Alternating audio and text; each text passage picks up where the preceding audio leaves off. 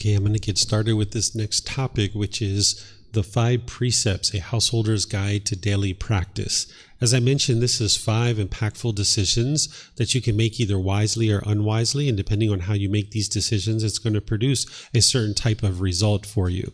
So while I'm teaching you these 5 precepts, one second, actually, let me switch over here. There we go.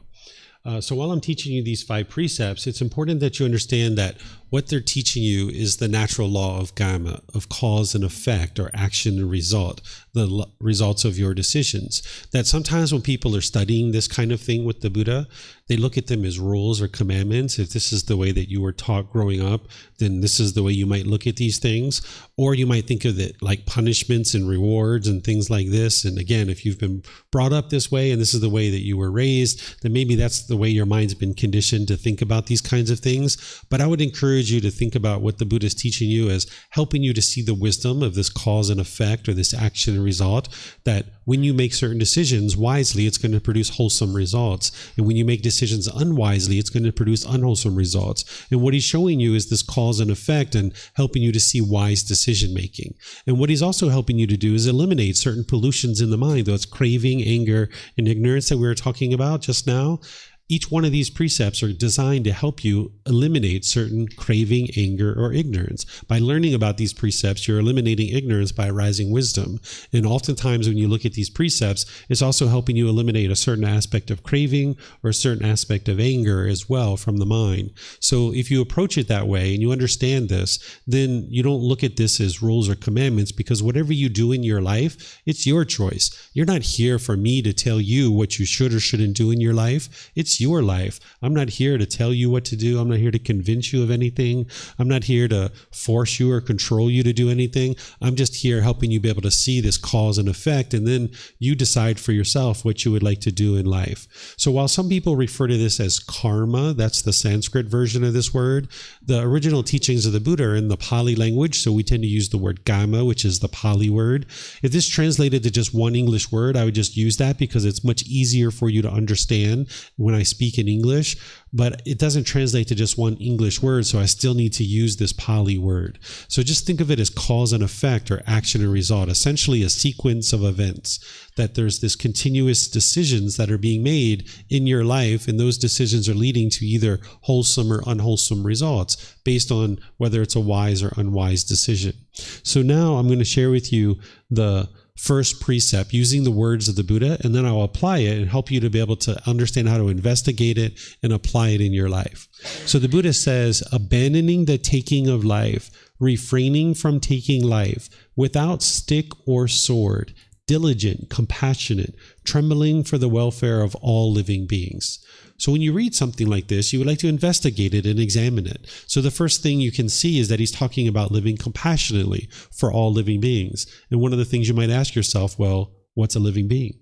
Right? Don't even assume that you know what a living being is. You'd like to learn, you'd like to reflect, independently verify, and practice. So don't assume that you even know what a living being is. You know that you're a living being. So what I'm teaching you here in a moment, you'll be able to reflect on and see that it's actually accurate. Because when the Buddha describes a living being, he talks about these 5 aggregates, or 5 collections, or 5 elements. These are the 5 things that determine whether a being is a living being or not, or whether a thing is a living being or not. So I'm going to teach you these 5 aggregates.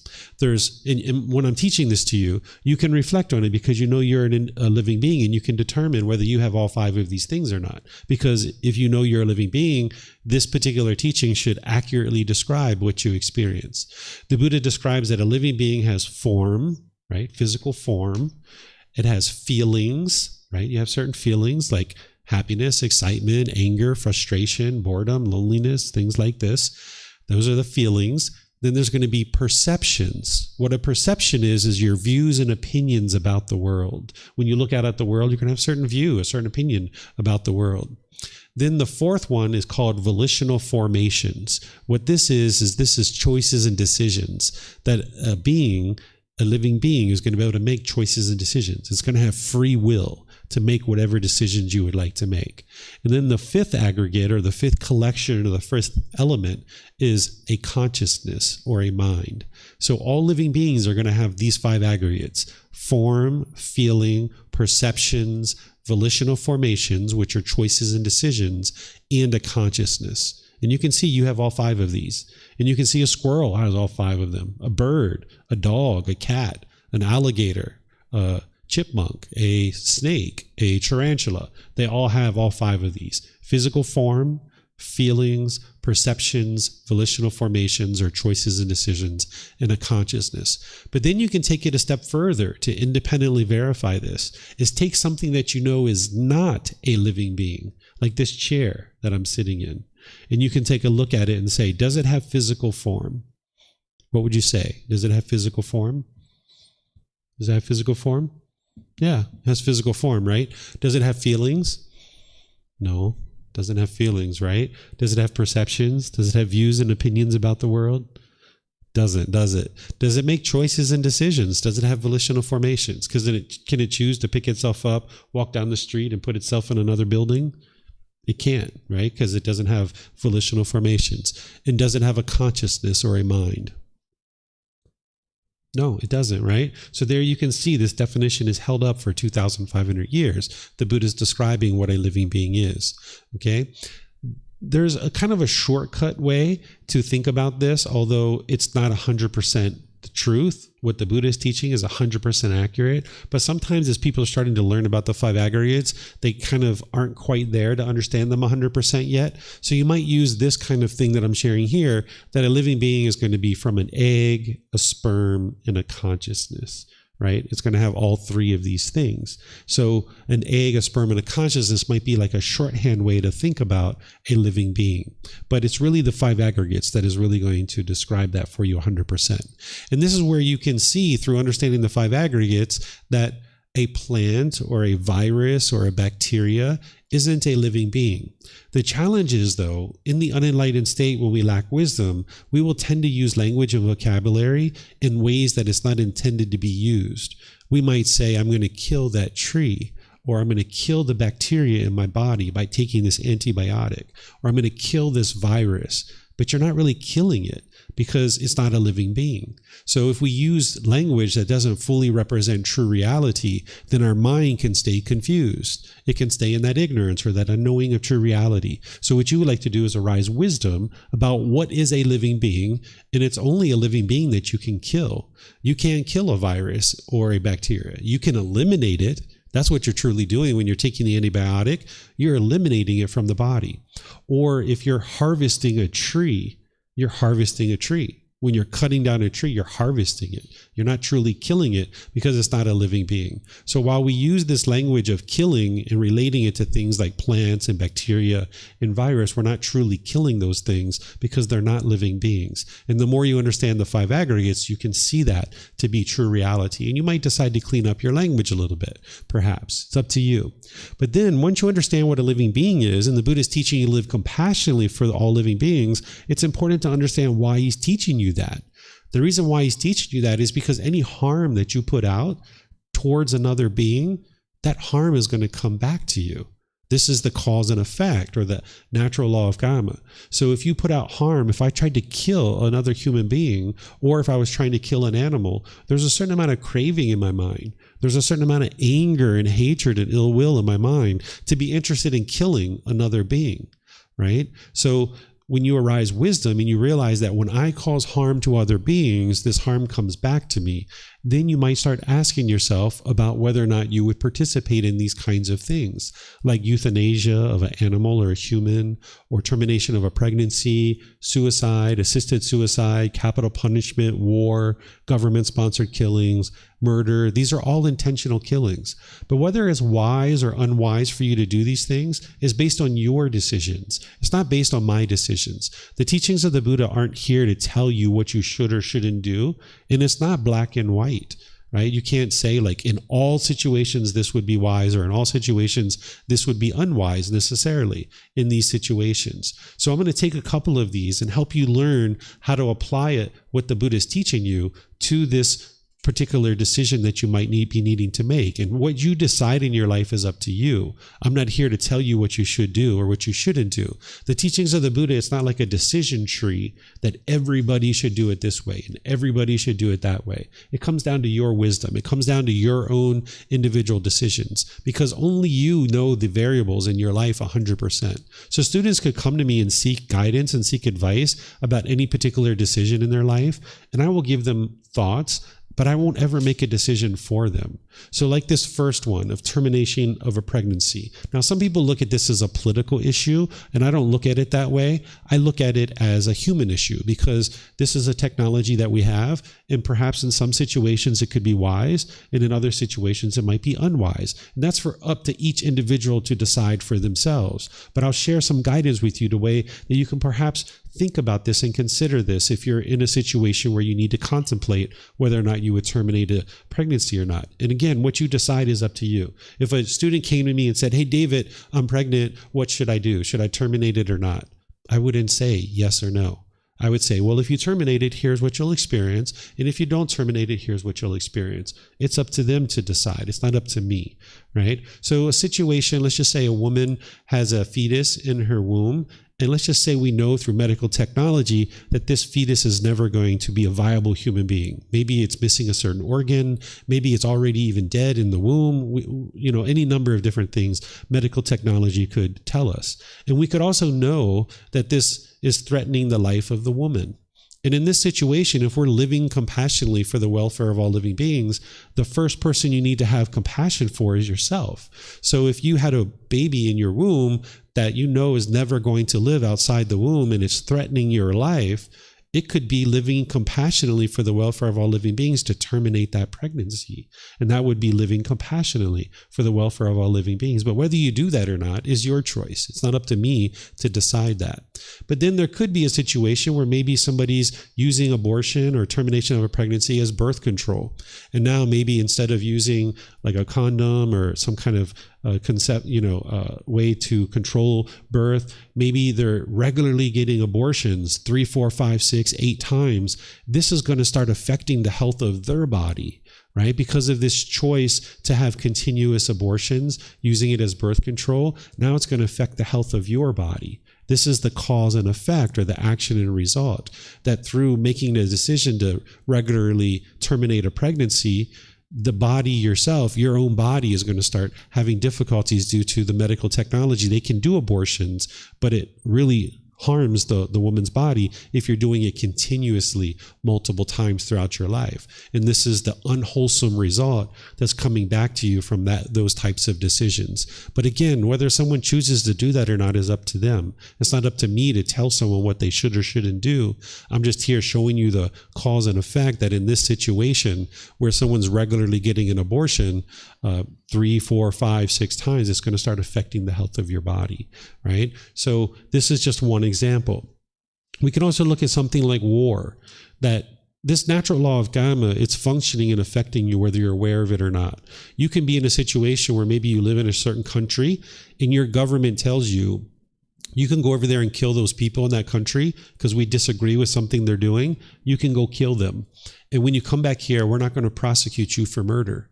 But if you kill somebody in our country, we're going to prosecute you for murder, right? This is a human law, and it's imperfect. And that's why when you go off to war, you can't escape the natural law of Kamma. That when you go off to war, you're very likely to be injured. You could be killed yourself.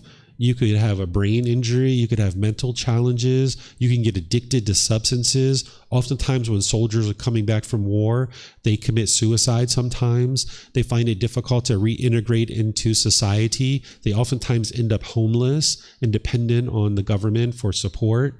This is all the natural law of Kamma. This is the cause and effect, right? So you'll have to decide for yourself, if you're ever in that situation, would it make sense for me to go off to war and fight in this war? And that's a decision for you to make. But you can't escape this natural law of Kamma, of cause and effect, or action and result.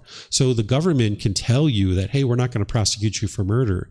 But there's the natural law of Kamma that's functioning at all times. If you're causing harm to other beings, this harm will come back to you. This is the cause and effect, or action and result. And that's why soldiers going off into war, they oftentimes struggle and are challenged with these various effects after having done that.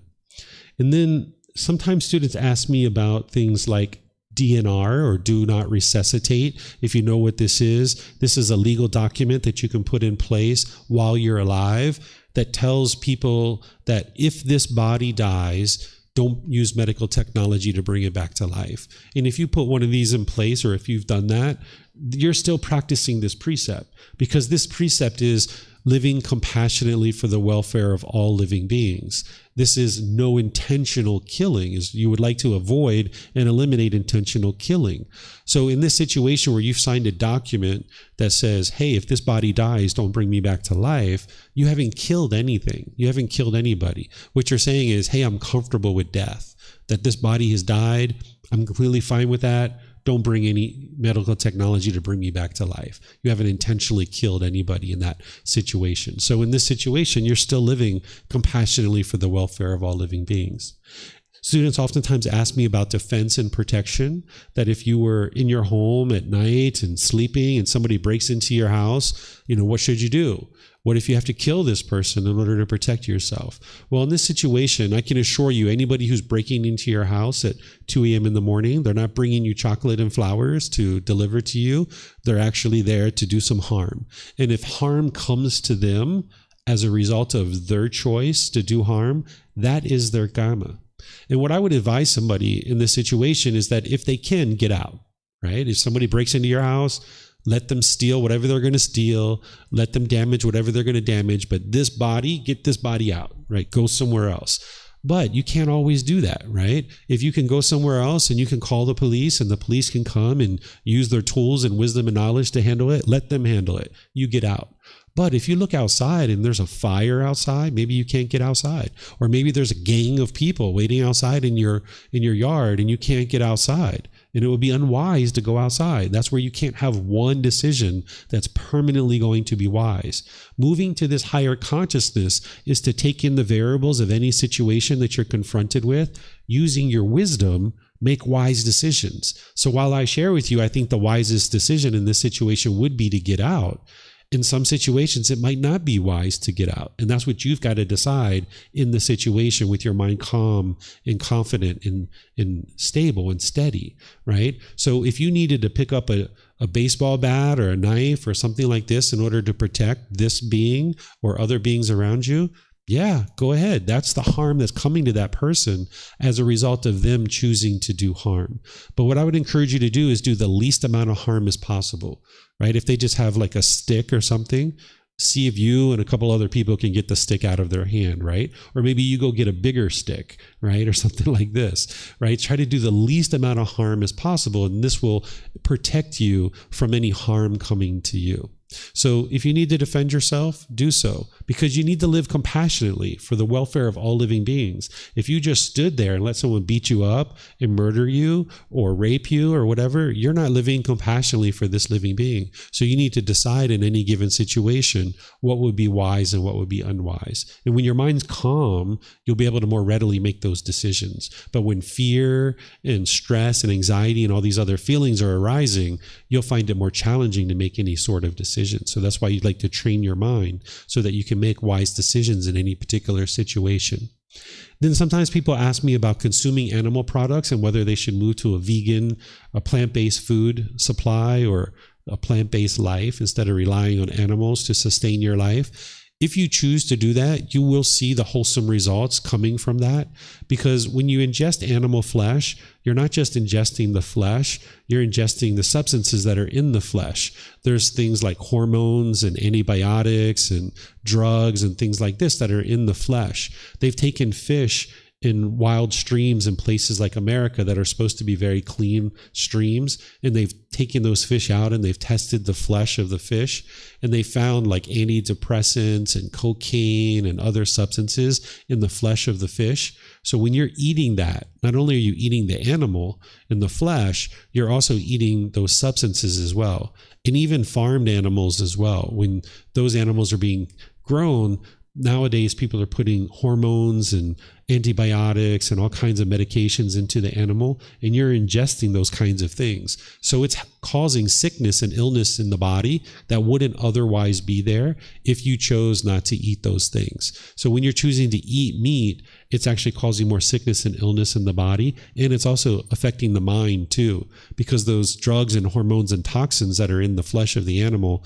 it's affecting your mind. So if you change your decisions and you make different decisions, you'll see different results. And if you ever were interested in doing this, I would suggest you do it slowly and gradually, because if you try to make abrupt changes in your life, your mind's not going to like that because of the impermanence. So you might decide to slowly, gradually move to a plant-based food supply someday. It's up to you whether you do that or not. If you do it, you'll notice more clarity in your mind and more health in the body. And you can do it where like one day you eat meat, one day you don't. One day you eat meat, one day you don't. Just kind of gradually move away. Or maybe like one meal you eat meat, one meal you don't, because you're going to need to find new restaurants. You're going to need to find new suppliers for food. You're going to need to find new recipes. If you like to cook, you're going to need to find new recipes. And it's going to be a slow, gradual process of arising wisdom to be able to actually accomplish that. So if you move away from animals and sustaining your life based on those, it allows those animals to go be animals. And you'll see that not only is your body healthier, your mind's healthier, but our environment too. Our environment is being affected by so much farming of animals in the world. So do you guys have any questions on anything here? This is the first precept.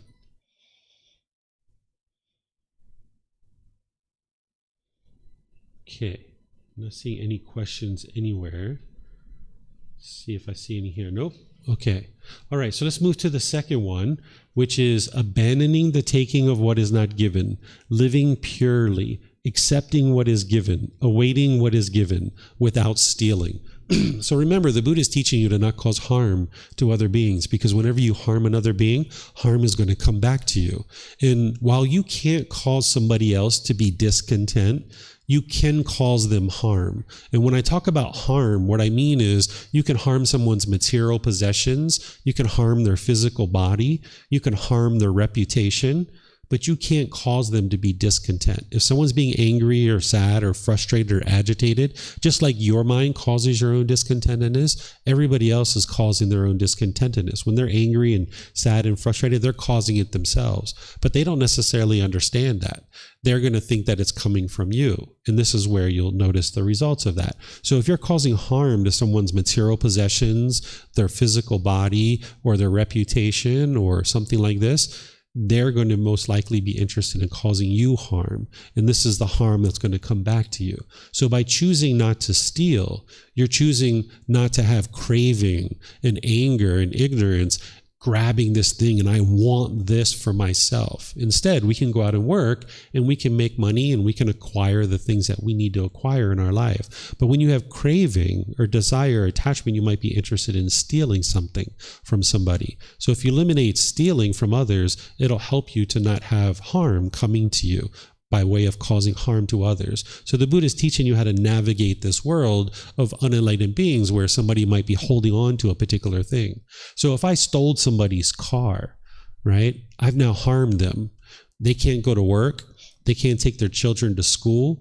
They can't go to the store and acquire food and other basic supplies to sustain their life. I've caused them harm because I stole their car, right? But I didn't cause that person to be discontent. If they're angry because their car is no longer there, that's the craving, desire, attachment. But still, in that situation, because of me causing harm, it produces an environment where it's possible for this person to become discontent if they have a craving, desire, attachment. Right? So then this second part of the precept where I have here, assuming something can be taken or used. Say you were in a college class where you were about to turn in a paper to a professor and you saw a stapler on their desk. And you're like, if professor's not here, I'll just use their stapler because I'm going to turn in this paper. And maybe you're in the act of stapling the paper and the professor walks in and they're like, hey, what are you doing? That's my stapler. Get off of it, right? Maybe they're attached to their stapler. Maybe they're craving and attached to it. Now they're getting angry. They're getting frustrated. They don't realize that it's their craving that's causing this. They're attributing their painful feelings to you. They think you're the one who's making them angry. And now you might get a failing grade on that paper. Or they might even fail you in the entire class, all because of making the choice to use something without asking for it.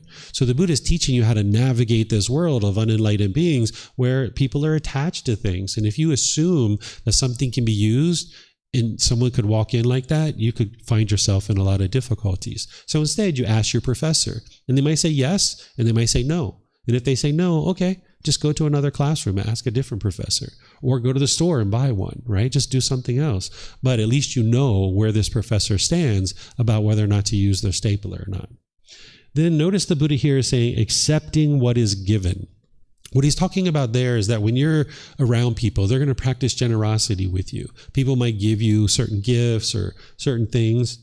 And this is really helpful for them, that when they're practicing generosity, it's training their mind to let go of craving, desire, attachment. And if you accept what is given, you're supporting them in their ability to practice generosity and train their mind to eliminate craving, desire, attachment. But if you were to say, no, I don't want that, it's shutting down this generosity. And now this person doesn't get the benefit of practicing generosity, but also as you keep saying no, no, no, no, no, no, no, eventually they're going to stop practicing generosity with you. You'll notice people won't share things with you because they're not interested in sharing with you because you just say no, no, no, no, no, no all the time. So in this situation, it would be wise, what the Buddha is saying is accept what is given. But remember, it's not black and white, right? If someone offers you cocaine or heroin or crystal meth, I'm not accepting that. No way. Right? So you got to have your own consciousness. You got to have your own wise decision making in a certain situation. Is it wise for me to accept this or not? Right? And then, you might have a situation where maybe grandma's giving you a sweater and you're never going to wear that sweater ever. Right? Well, just accept it.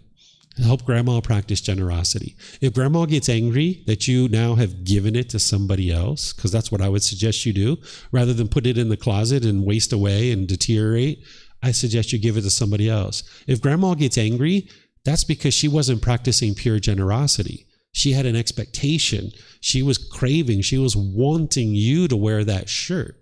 Right? So she had a certain expectation. She was wanting something. She wanted you to wear that sweater. You didn't cause her anger, right? So maybe this sweater goes through 6, 8, 10 different hands, but eventually it finds somebody that's like, that's the most beautiful sweater I've ever seen. I'm going to wear that every day. Right? It's like, great. So now it's found somebody that truly enjoys it, right? So that would be the way to handle these kinds of situations. And if someone else ends up getting angry or frustrated, you haven't caused that. Some people call this re-gifting. In some cultures, they're like, oh, this is bad. Don't give away someone's gift. The only reason why people are conforming to that is they don't want to make grandma angry, because in their mind, they think they're the ones who are making grandma angry. But if you understand the wisdom of the Buddha, you're not making grandma angry. Grandma's causing that anger herself. So by you handing it off to someone else, instead of wasting away in the closet and all those resources going to waste, somebody is benefiting from it and getting to use it. Okay? And then the Buddha here says, awaiting what is given. What he's talking about here is not putting your expectations on people to get you something. So say you are in a life partnership and say you are living together with your life partner and they're going on a business trip. The last thing you're interested in doing is like, hey, honey, give me this, give me that, give me this, give me that, right? Kind of putting your expectations on this person because now they're burdened with getting you something. And now they're feverishly going around that town really far away, trying to find what it is that you want. And then if they don't bring you back what you want, you'll be frustrated. You'll be irritated or annoyed. So instead, just await what is given, right? Just await what is given. If they choose to give you something, great. If they don't give you something, that's fine too. No expectation, no worries. Right? You won't have any anxiety or stress or frustration if you don't have expectation. But if you expect them to get you something, when they come back, you'll only be happy if they get you what you expect. So the Buddha is helping you to protect your mind, helping you to eliminate craving, anger, and ignorance by teaching you to just await what is given. But of course, this isn't black and white. There's some situations where your partner might be going on a trip and they're like, hey, honey, I'm going on this trip next week. Is there anything that you would like? They're practicing generosity now. They're offering to get you something. And it's like, oh, well, if you see this get this would be really nice, but if you can't get it, that's okay, no worries, right? You're not allowing them to get attached to it. Like, hey, if you see this, go ahead and get it. Sometimes there's students who come to me and they say, hey, I'm going to America. Is there anything you would like me to bring you back? And I'm like, well, if they have this, this would be nice, but otherwise, no, I'm good. Right? I don't need anything. So this can happen occasionally where someone might offer to get you something and they're practicing generosity in that situation. And if you would like to ask for something, wonderful. And if not, no big deal. So the Buddha is helping you protect your own mind from anger and frustration, but helping you protect your relationships too, so you're not causing harm to others and then harm won't come back to you. So any questions on this one?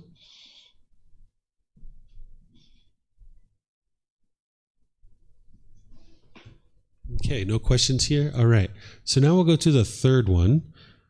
Here again, I'll read it to you, and then I'll help you to understand how to apply it. He says, abandoning unchastity, abandoning sexual relations with women, men who are protected by their mother, father, mother and father, brother, sister, or relatives, who are protected by teachings, who have a husband, wife, or partner, whose violation entails a penalty, or even with one who has been garlanded by a man, woman, or partner as a sign of engagement. So here he's teaching you about what's oftentimes referred to as sexual misconduct. Okay, and I'm going to go through and walk you through what he's explaining to you.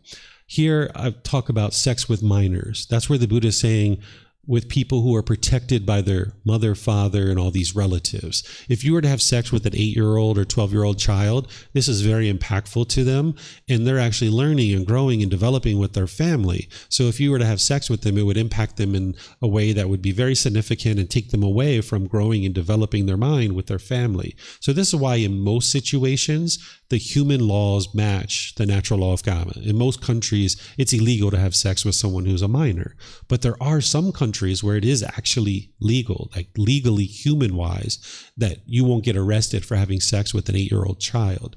But if you look at those kinds of places that are having set up like that, their government is really struggling, their environment, their economy, their social life and social situation, it's really struggling. This is the Kamma, that they have difficulties in their society because people are having sex with children, and this is causing harm in their society, in their government, their economy, their social development is very lacking, and they're having struggles and difficulties in the world. So that's why the Buddha is teaching that. Notice where he says, whose violation entails a penalty. That's sex without consent. If you were to forcibly try to have sex with someone, like rape them, you're causing harm to that person, and this harm is going to come back to you. You can get beat up, you can get murdered, you can get injured, you can have all kinds of difficulties from this, even get arrested in a lot of places too. Notice where he's talking about abandoning unchastity. This is about having sex with multiple partners. What chastity would be having sex with nobody. In ancient times, they had something called a chastity belt, that the father would have metal underwear on his daughter, and they would have a key, and it was only the father that could open up this chastity belt. So that's like having sex with nobody. That's like chastity. It's only the father that could unlock these underwear. I can imagine walking around in metal underwear, but nonetheless, this is how you can understand what chastity is. So unchastity would be just the opposite of that. It's like having sex with lots and lots and lots and lots of people. Well, if you chose to do this, and maybe you choose to do this, you know that there's a certain challenge with that. There's certain sexually transmitted diseases and other things that can occur as a result of that.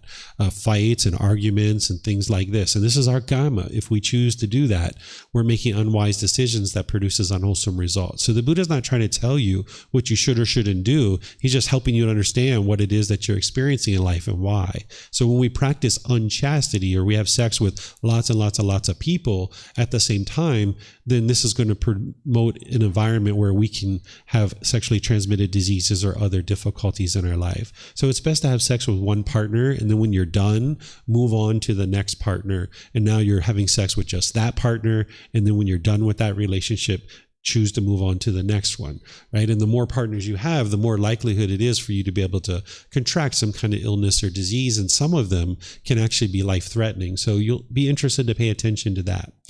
There's some cultures, like here in Thailand, where you might meet a certain partner And then as you guys develop your relationship and maybe even get married or not, you might talk to your parents or your family about having that person move in, and you guys are going to save up money, and then you're going to move out and buy your own house. And in this situation, this isn't what the Buddha is talking about when he's saying protected by their mother and father. In this situation, the family has agreed and has acknowledged that yes, you're having this relationship, you guys can move in, save up money, and then you guys are going to eventually move out, and they've accepted the relationship. So in this situation, if you're having sex, it's normal that your parents have accepted this as part of the relationship. So you might encounter this at different times in your life, depending on where you're at. Sex with someone who has previously decided to remain celibate. This is where the Buddha is saying, who are protected by teachings. So as you're making your way to enlightenment, you can get up to the second stage of enlightenment and you're still having sexual activity. And in that second stage of enlightenment, you'll have a very peaceful life. You will have significantly reduced your discontentedness, but you might still be having a sexual relationship with your partner, right? And you might be doing all the other work on the path to enlightenment, but you're still having sex. So that means you're going to get pretty peaceful, but there's going to be certain times where you want sex and you can't get it, and you're going to be frustrated and agitated or annoyed. If you've had sexual contact before, you probably know what I'm talking about, that when you're having sex, okay, everything feels great. But then when you can't get it, you're going to feel frustrated or agitated or annoyed. And that's the reason why, because of the craving in the mind. But by the time you get to the second stage of enlightenment, you might start seeing all this peacefulness, or you will see all this peacefulness and this joy coming into the mind. And you might decide, hey, that's more important to me than this sexual activity. And you and your partner, you probably have had plenty of sex. It's kind of been there, done that. We've done that enough. And now you might choose at whatever stage of your life to move on to further development in your mind. That might be 5 years from now, 10 years from now, 20 years, 30 years. Everybody decide for themselves. You may not ever eliminate sexual activity. You may not ever get to enlightenment in this life. But if you would like to get to the permanent peace and the permanent joy, as long as you have the craving for sex, you're going to sometimes feel agitated and annoyed. But if you eliminate that over time, you'll get to the point where your mind will be peaceful and joyful. So that second stage of enlightenment is wonderful. You can hang out there for a while and do all the other work on the path. And then at some point, you and your partner are like, yeah, we've been there, done that enough times. And you guys will probably together decide that, yeah, let's move on from this. And now, as you let go of sexual activity, you'll move further into the higher stages of enlightenment where the mind's actually enlightened.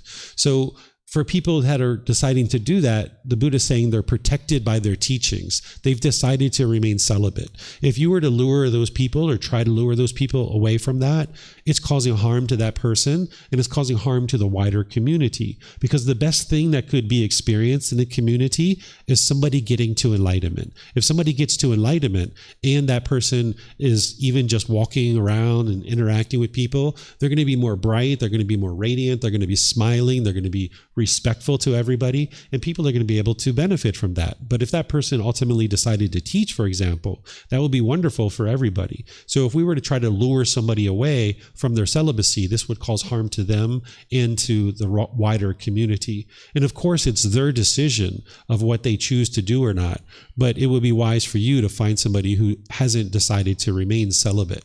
And here in Thailand, they make this easy for you because people who are wearing the robes, like the ordained practitioners, and they're shaving their hair, they're choosing not to have sex. And you know, okay, if I'm interested in having sex, it's not going to be with them. It'll be with somebody else. Also here in Thailand, people who wear all white, they're choosing not to have sex too. That's not the reason why I chose to wear all white. I don't have sex anymore, but that's not the reason why I chose to wear white. But people here in Thailand who do wear all white, you can know that they're not having sex with other people as well. So if you're interested in having sex, then you would look for somebody who's wearing kind of normal clothing that you would know that they're interested in having sex. And this will ensure that you're not causing harm to an individual or to the wider community. Then sex with people who are already in committed relationships, or sex outside any relationship you are committed to. This is part of unchastity, that if you're in a committed, loyal, loving relationship and you're having sex with that person, hey, there's not going to be any harm here because you and your partner are in a loyal, loving, consenting relationship. But when you go outside your relationship, or if you have a partner who's coming outside of their relationship, this is where the harm comes in. And because of that, this is where you can get beat up, you can get murdered, right? There's certain sexually transmitted diseases that could happen this way. This is the unwholesome results of going outside of your relationship. Arguments and fights and hostility. At the very least, you're going to deplete your wealth, because having 2, 3, 4, 5, 6 different boyfriends or girlfriends, there's a certain amount of money that it takes, a certain amount of time that it takes to be able to do that. And it's going to take you away from focusing on developing your life, developing your career. So by you having just one partner, you can have a loyal, loving, consenting relationship, build a very trusting relationship, and now you guys can do wonderful things in the world, right? So that's what the Buddha's guiding you to do, because you can see the harm for yourself if you've ever done that, or you've had multiple partners. Not only are you potentially experiencing sexually transmitted diseases, but there's oftentimes arguments, there's also oftentimes lies. If you're trying to hide this from people, you can see that you're depleting your wealth and all kinds of other things like this.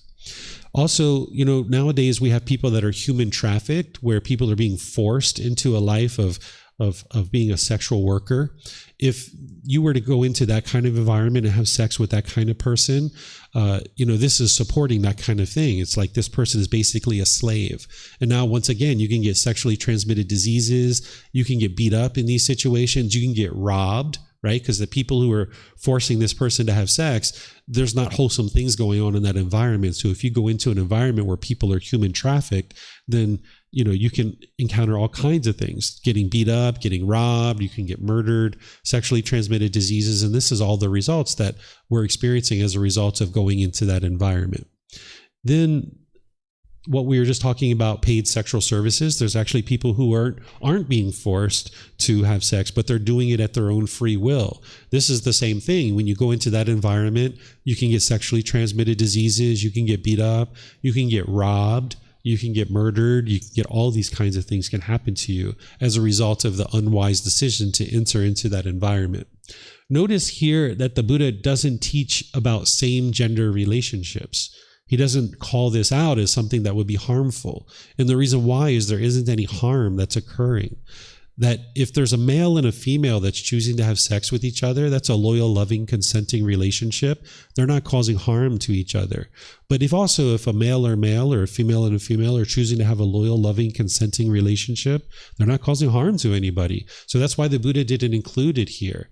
And he knew that these things were occurring because he talks about it in other parts of his teachings. You can see where he observes that people that are feminine body, that they don't identify with certain feminine qualities, or certain male sexual organs, they don't identify with masculine qualities. He talks about it, but he doesn't include it here because he understood that it's not possible because of impermanence.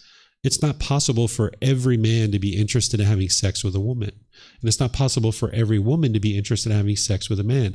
If that was the case, that would be permanence. But we understand the universal truth of impermanence, that there's never been a time in history where every man has had sex with a woman. Never, since the beginning of human history. And the same thing, there's not been a time where every woman's had sex with a man.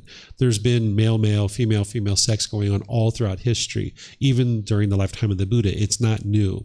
So if you or someone you know prefer same-gender relationships, you're not causing any harm to anybody. You're in a loyal, loving, consenting relationship. Now, other people might get angry, right? People have craving. People have desire. They want every man to have sex with a woman. They want every woman to have sex with a man. And when they see a same-gender relationship, they get angry, they get bitter, they get hostile, they get upset. That's because of their craving. Their craving's not being fulfilled. Their mind moves to anger. And where this is coming from is the ignorance or the unknowing of true reality, that their mind doesn't understand the universal truth of impermanence, that it's not possible for everyone to have sex with someone of the opposite gender. That would be permanence. So you don't have to feel guilty or shameful if you prefer same-gender relationships. You're completely normal. And the people around you who might choosing to do this, it's completely normal. And the Buddha was wise enough 2,500 years ago to understand this. This is how wise he was. Nowadays, we have people that don't understand this today, right? That's how wise this person was. 2,500 years ago, he already understood. Then we could also talk about transgender individuals too. This is completely normal if you understand the universal truth of impermanence, right? That there's the body, and then there's the mind. And these things are two different things. So you could have a body that has male sexual organs, and the mind is identifying as a female. This is normal. Or you can have the same thing, of female sexual organs, and the mind identifies as a male. This is completely normal because the universal truth of impermanence, that it's not possible for every body to identify with the mind as being exactly the same. If this was the case, that would be permanence. But we understand the universal truth of impermanence, that it's not possible for everyone to identify with the same gender of sexual organs because of the universal truth of impermanence. And if you understand the cycle of rebirth, that we've all been countless beings in the past, that maybe somebody was, male in the past, and now that mind ended up in a human body that has female sexual organs, and now their mind is identifying as a male. Well, that's because they were male so many times in the past, right? So not only does the universal truth of impermanence, this natural laws of existence, help us to understand transgenders, individuals, but also the cycle of rebirth helps us to understand it. Because remember, the Buddha is not explaining to you the way the world should be. He's explaining to you the way the world is. So when we understand the way the world is through these natural laws, we understand that same-gender relationships and transgender individuals are 100% normal. Right? It explains it through these universal truths. Then sometimes people ask me about masturbation. And with masturbation, there's things that you can look at that you can understand that it can be wise potentially in some situations, but in other situations it could be unwise. It all depends, and you need to be able to understand the difference, because what you're looking to eliminate is you're looking to eliminate sensual desire, where the mind is longing, yearning, and it's trying to please the senses. So through the eyes, the ears, the nose, the tongue, the body, and the mind itself, the mind's trying to get these conditioned pleasant feelings. It's trying to become happy by things that you see, hear, smell, taste, touch the body and the mind. So the mind in the unenlightened state is trying to get something external to produce internal feelings of pleasantness. But as soon as you do that, those feelings are temporary. If you get happy because it's sunny, well, when it's not sunny anymore, you'll be sad. Or if you get happy when your bank account balance is this, when it does this, you'll be sad, right? So what you're looking to do is get rid of this sensual desire. When you're having sex, you'll be happy, but when you're not, you'll be sad or frustrated or agitated. That's the mind's having sensual desire. So masturbation can actually be helpful in eliminating sensual desire, but it can also be harmful, and it can increase sensual desire too. It's all about a matter of how you use it. You're not harming anybody else when you're masturbating because there's no other beings involved. It's just you. But let's just say somebody listened to this talk that I'm providing and they have 5 or 10 different boyfriends or girlfriends. And they're like, you know what? I can see the truth that I should just have one. And now they move from 5 or 10 down to 1. But maybe they have a lot of sexual craving, and it's really hard for them to have just one partner. So now maybe they use some masturbation as a way to bring their sexual craving down. And this could actually be helpful. This is a wise decision that they're decreasing their sensual desire. They're coming down to one partner. But in the meantime, for a couple of months, maybe they need some masturbation to help them with that. Or say somebody was having a craving to go out and rape somebody, and they now wanted to rape somebody. What if they use masturbation and they chose not to rape somebody, but instead they chose to masturbate? This could be very helpful, right? So you can see that masturbation can be helpful in some situations. But also, if somebody was masturbating excessively, this can be harmful to their own mind, because now the sensual desire is increasing. Maybe 10, 15, 20 times a day, they might be masturbating, right? And now this is harmful to their own mind. So you need to look at that and decide, what am I doing with this masturbation? Am I using it to decrease my sensual desire, or am I using it to increase it? Right? And you would like to be gradually decreasing it. So it's not all wise, and it's not all unwise either. It's all about how you're using it. And that's moving to the higher consciousness and making wise decisions. Something like sex with animals, students ask me about this sometimes. This is a black and white one, right? An animal can't give us consent to have sex with it. And I imagine that if somebody did try to do this, they would get injured or hurt or some kind of disease or something like this. So this one's black and white. It's really unwise to have sex with an animal. If you have ever watched pornography, or if you're currently involved in watching pornography, I would encourage you to move away from that, and you'll see that your mind will become more clear, more concentrated. It'll function better, because when you go down into a pornography addiction, you'll notice that you enter into this fantasy world, and it's very hard to come back and start having sex with an actual human partner and find it to be fulfilling. You might find that when you go down into that type of viewing and those videos and the imagery and stuff like that, that there's all kinds of sensual desire that's arising. But then ultimately at some point you might be having sex with a human being, and now you find it hard to find it to be satisfying. So if you're interested in sexual contact, I would encourage you to go towards an individual, a human being, develop an intimate relationship, and be loyal and loving and committed in that relationship. That if you've moved to pornography, or if you're currently indulging in that, you can gradually move away from that. And there's certain tools and techniques that the Buddha teaches in order to be able to help you do that. The meditations and other things like this will help you eliminate your craving so you can move away from that. Sometimes students come and talk with me privately, and they let me know that, hey, I'm masturbating a lot, or I'm watching pornography a lot. Do you have a way to help me to be able to eliminate this? And you're welcome to come talk with me privately. And anything that you talk about privately, it's going to be kept private, right? And some people even talk about it in the open too. I've had people get in the Facebook group and they'll say, hey, I have a pornography addiction and I masturbate X number of times per day. Can you help me with this?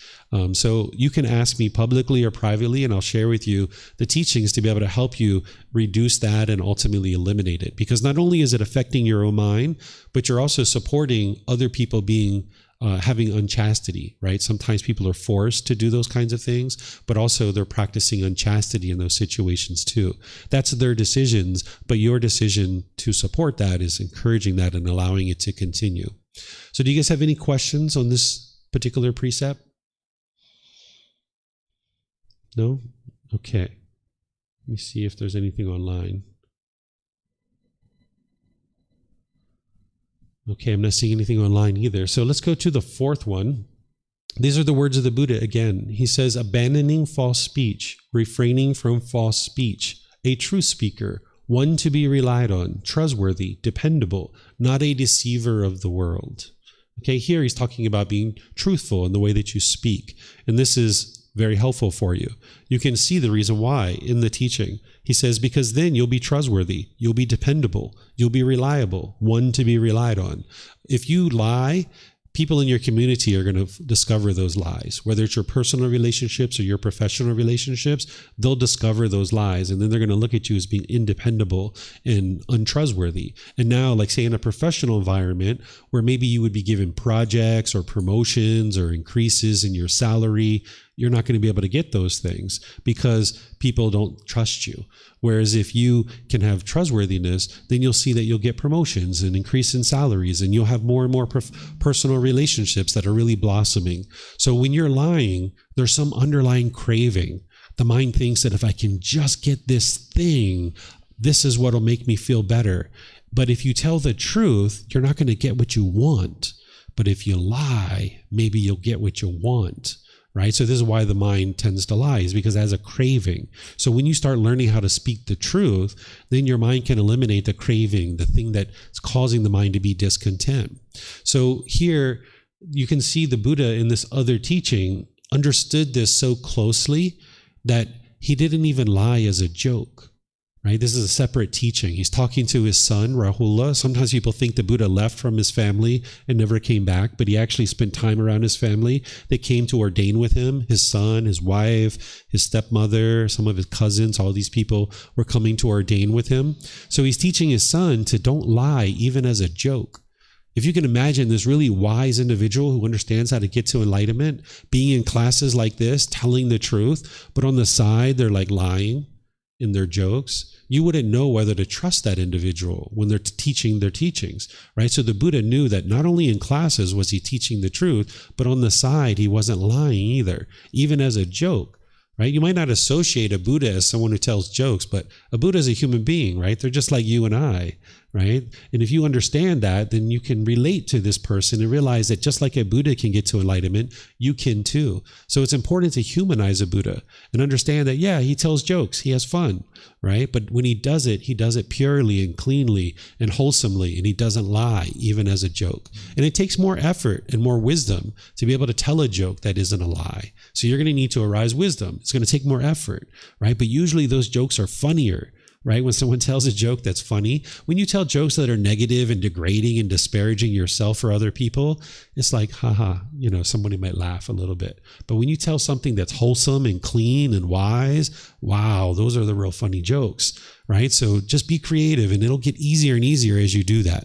If you've done a lot of lying at any time in your life, you probably know that your mind is constantly, obsessively trying to figure out, what did you tell to one person versus what did you tell to somebody else? And now you got to sort this all out, because as you're talking to 6, 8, 10 different people and telling lies all the time, you're not interested in stumbling over those lies. So your mind has to obsessively figure out, what did you say to one person versus another? How could you ever get to peace and joy if your mind is obsessively trying to figure that out? So if you just always speak the truth, it makes it really easy and straightforward for you. So any questions on this one? No? Okay. So now the very last one. This is the words of the Buddha. Refraining from strong drink and sloth-producing drugs, substances that cause heedlessness, the basis for heedlessness. So the Buddha spoke and he taught in a way that is timeless. His words apply 2,500 years ago, and they apply today too. He doesn't give you an exhaustive list of all the substances to avoid, but he's teaching you the reason why through his actual teachings, and it's a timeless teaching. But what you need to do is you need to understand the word heedless, right? So when you come across a teaching like this, you're not interested in believing it. You would like to investigate it and examine it. So if you don't know what the word heedless means, you're going to need to investigate that. So I didn't know what the word heedless meant. I kind of had a feeling, but I didn't know, right? So I went out and I investigated it. And here's what I found out. The word heedless means careless, thoughtless, inattentive, uncalm, unaware, or unmindful. Well, if you're practicing the path to enlightenment and you're working to purify your mind, you're going to need mindfulness. You're going to need awareness of mind. You're going to need attentiveness and alertness, because you're going to need to know what's wholesome in your mind so you can support that, encourage it, and don't allow it to fade. But you're also going to need to know what's unwholesome in your mind so you can get rid of it and eliminate it out of the mind. But if your mind was heedless with substances, like you're putting any kind of substance into the body that produces heedlessness, you're walking in the opposite direction of enlightenment, because your mind isn't mindful. It's not aware. So we sometimes do this as we grow up. Like we learn and people teach us, don't take substances, but we're like, let me see what that's like, right? We'll try it. Alcohol or drugs or other things like this, we'll try it, right? And if you've ever done those kinds of things and you know how it affects the mind, and you know that you make unwise decisions in that situation, when you're not practicing this precept, you're more likely to kill, to steal, to have sexual misconduct, or to lie. If you talk to people who are in jail or prison, they might be there for murder or robbing a bank. But if you really talk to them and ask them, like, why are you really here? About 80% of them will tell you, I would have never murdered that person if I wasn't high on drugs. Or I would have never robbed that bank if I wasn't trying to feed a habit. The only reason why I robbed that bank is I was trying to feed my drug habit, right? So they might be in jail. The ultimate charge might have been murder or robbing a bank, but the underlying cause was that they were feeding this drug habit, right? So you can step away from this kind of stuff and choose to purify your mind and not have this heedlessness. I tended to start looking at drugs and stuff as poison, because I indulged in these things when I was younger too. But then I started seeing the results and I started looking at it as poison, right? So if you start looking at it that way, you start realizing like, hey, I'm poisoning my own body. I'm poisoning my own mind. It's almost like committing suicide. Every single drink or every single drug, every single time you use, it's like committing suicide a little bit. But there are some substances that you might need to talk about. I'm not giving you an exhaustive list here, and the Buddha's not giving you an exhaustive list either. We're giving you language that can apply all into the future, no matter what substances are ever created. Because the Buddha could have never envisioned that we would have created PCP or LSD, because those are chemically based, and those chemicals didn't exist during the lifetime of the Buddha, right? So he's giving you language that is timeless, because he understood impermanence and that society would change. So here you can look at things like these that we have here, and you can discern this for yourself if you start to learn how to apply it. So let's look at something like marijuana. Remember, it's not all black and white. It really depends what you're using this for, because we understand that this plant has medical properties. 100%, it has medical properties. There's children who have 20 seizures a day. They put a little CBD oil on their tongue, and they don't have another seizure for 6 months. So they know that this plant for sure has medical properties, but you need to be able to understand the plant and when would be wise to use it and how to use it. There's two different parts of the plant. There's the THC, which produces the high, and there's the CBD, which produces the medical benefits. And typically, if you're looking for medical benefits, you're looking for a high CBD. And you're usually going to ingest it through like an oil or an edible. Right? And then if you're looking for a high, you're usually looking for a high THC, and typically people are smoking it. And there's other ways to ingest it for a high too, but that's typically what people are looking for is a high THC value.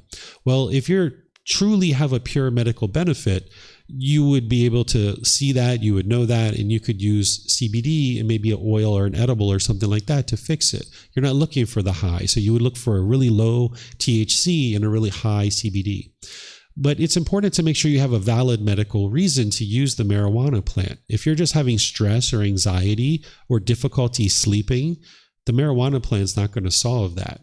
What's causing that stress and anxiety and the difficulty sleeping is your craving, desire, attachment in your mind. So when you purify your mind and you train your mind, that's what's going to help you to sleep better and get rid of the stress and anxiety. This marijuana plant will never get rid of your stress, anxiety, and your difficulty sleeping. It's only when you're using this plant that you're going to feel somewhat calm and you're going to be able to somewhat be able to get to sleep. But as soon as you don't have that plant around anymore, your mind can't do that anymore. You would like to create the natural ability to be calm and peaceful and get to sleep and get a good night's sleep, so that you don't have to get high every single time in order to experience stress-free or being able to fall asleep and things like this. So you're going to need to look at how you're ingesting it and what your reason for ingesting it is. And only you will know that. And that's up to you to decide. Then there's things like cigarettes. These don't have any medical value whatsoever. And more people have figured this out. You know, when people were smoking a lot, we were seeing a lot of lung cancer in the world. And then even secondhand smoke, if you are around children and you're smoking, this is injuring your children or your partner, your coworkers. I used to work in an environment. I used to work for a cigarette company. I did a contract for 2 months working for this company, and they allowed people to smoke in their office. My goodness, I would come out of that place with my eyes burning. I'd have a headache. My clothes smelled like smoke. We would be in meetings with people smoking cigars and things like this. It was pretty thick. It was really challenging to work in that kind of environment, right? So the secondhand smoke will affect other people too. Then you need to look at your prescription medications, because there's certain medications that obviously are meant to heal, and they are all meant for that purpose, but there's some medications that can be addictive. So whenever you're prescribed a medication, no matter what it is, I suggest you investigate it and you research it and you look to see, is it addictive or not? And if it is, you might talk to your doctor and ask for another prescription, and they might be able to give you another prescription, a different one. But if there isn't any other prescription, it might be only this particular prescription, and that's the only one you can take to get better. If that's the case, you would like to get off of it as soon as possible, not allowing your mind to get addicted to it. So you would like to know whether this medication is addictive or not, because if you're taking it, this addiction can sneak up on you, and next thing you know, you're hooked to this particular medication. So be observant of the medications that you're being prescribed and determine whether it's addictive or not. And then ask for another option. And if that's not available, just try to get off of this medication as soon as possible. You're going to even need to watch your caffeine intake, because this is a drug, this is a stimulant. And if you don't know that yet, stop drinking caffeine for a few days. You'll see that you're going to go through withdrawal symptoms, just like if you are addicted to some other drug or illicit substance. You're going to go through withdrawal. You're going to have shakes. You're going to have a dry mouth, perhaps. You might get headaches. You might have other things that are going on as you're detoxing from this substance. Now may or may not be the time that you're ready to let caffeine go, but if you do, you're going to notice more benefits. That when you take caffeine, your mind's going to go up with this energy, but then it's going to drop off. By the time you get to enlightenment, you'll have sustainable energy all day long. But as long as you're relying on caffeine, you're not allowing your mind to cultivate that natural energy. Your mind's going up with the caffeine, and then it's dropping back off. So if you get rid of the caffeine, after you get through the withdrawal symptoms, you're going to notice more and more sustained energy. But when you're detoxing off of it, you might notice that the mind goes into this up and down, or you might even notice that you start sleeping a lot, right? So this is a common thing that occurs as you're detoxing from caffeine. You even need to pay attention to sugar intake, because if you take sugar in excess, it can affect you there too. We kind of learned that as children if we took in a lot of sugar. So be observant of that. And then also look at psychedelic substances, because some people will tell you that psychedelic substances are going to promote your ability to get to enlightenment. And this is actually untrue. Psychedelic substances does produce an environment that kind of feels a little bit like you're being introspective and inward looking and things like this. And someone might kind of convince themselves that this is beneficial, but it's not beneficial because you're only able to be introspective when you're taking that substance. When you get rid of that substance and you learn and you train your mind to be introspective on its own, which is what you're going to need in order to get to enlightenment, now you have that available to you at all times. If you can only be introspective and look inward when you take a substance, then you haven't cultivated that natural ability. So now in day-to-day life, when you're confronted with various challenges and struggles, you're not going to be able to look inward and figure out what's going on and then solve it. Because it's only when you have that substance that you can be introspective. So if you let go of that substance and train your mind to naturally be introspective, now all throughout your day, whenever you're having a challenge or difficulty, you can just look inward, figure it out, and solve it so easily.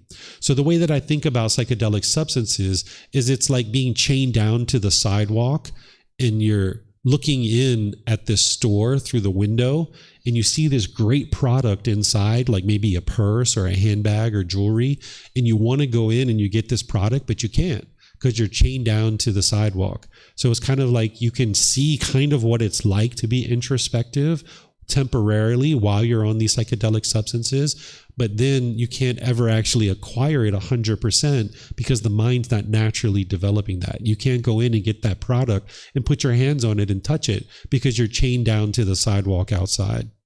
Okay, so this is something that you can think about in terms of this particular precept. And there's going to be countless substances over the future years that people might develop. But if you understand this word heedless and that it's unwise to promote heedlessness, you can apply this to any and all substances that you might encounter at any different times in your life. So this is everything I have to share on this topic. Do you guys have anything that you'd like to ask about the 5 precepts? Yes, ma'am.